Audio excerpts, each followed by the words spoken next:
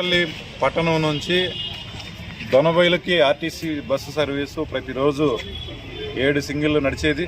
రాత్రిపూట దొనబైలులోనే ఉండేది. దీనివల్ల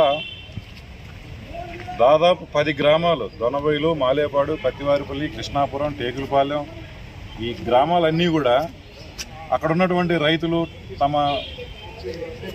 వస్తువులన్నింటినీ కూడా మార్కెట్కి తీసుకురావడం, కూరగాయలు రకరకాలైనటువంటి వస్తువులన్నింటినీ మార్కెట్కి తీసుకురావడం.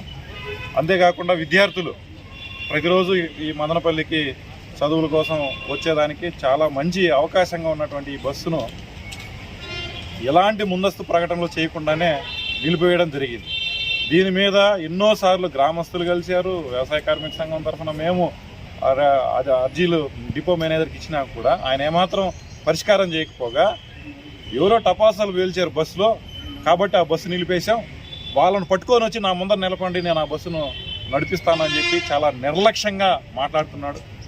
టపాసాలు పేల్చింటే ఎందుకని ఆయన కంప్లైంట్ ఇవ్వలేదు, లేదు దానికి సంబంధించిన టపాసాలు ఎట్లా అనుమతించారు, ఏంది కథ, దాని మీద ఎందుకని విచారణ చేయలేదో, దాని మీద ఎలాంటివి చేయకుండా, కనీసం ప్రకటనలు చేయకుండా దాదాపు 100 మంది వ్యవసాయ కార్మికులు కానీ, భవన నిర్మాణ కార్మికులు కానీ మదనపల్లికి రోజు పని కోసం వచ్చేటటువంటి వాళ్ళ మీద వాళ్ళకి అవకాశం లేకుండా చేశాడు. విద్యార్థులు ప్రైవేటు ఆటోలు వాటికి ఆశ్రయించాల్సినటువంటి దుస్థితిని చేశాడు.